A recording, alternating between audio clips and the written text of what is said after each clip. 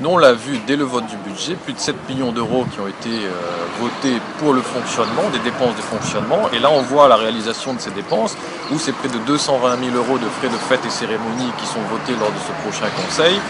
On voit aussi près de 300 000 euros qui sont liés à l'augmentation des indemnités des élus, près de 300 000 euros aussi sur un certain nombre d'associations qui se sont créées dernièrement et où des emplois sont attribués. Et donc on rétribue les personnes qui ont participé à la campagne électorale. Mais en même temps, les finances de la commune prennent une pente extrêmement glissante puisque on sait bien que les dotations de l'État diminuent. Et au lieu de se prémunir contre ça, et on s'abrite derrière une motion qui va être votée en conseil en dénonçant cet état, mais en même temps de l'autre côté on dépense à tout va dans le fonctionnement de la mairie et ça va entraîner demain des augmentations des impôts et nous ce qu'on a peur c'est que ça devienne demain comme à Saint-Louis où on va continuellement augmenter les impôts puisque dans les années 90 la gestion Signy-Mallet a été marquée par de continuelles augmentations des impôts des Saint-Paulons.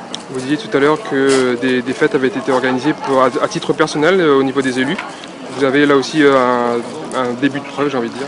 Non, on a vu des gens qui ont été invités à un certain nombre d'anniversaires au niveau de la mairie, dans des bâtiments communaux, et ça, on le dénonce, puisque c'est pas avec de l'argent du contribuable qu'on fait ce genre de pratique. Tout Signy-Mallet est un menteur dans cette histoire, puisque le conseil municipal, il n'a pas fait délibérer en temps voulu pendant l'enquête publique, et donc la mairie est réputée donner un avis favorable sur ce dossier de carrière de Piton Défaut. Et l'enquête publique est terminée aujourd'hui. Ce dossier va passer en conseil municipal pour une pure formalité.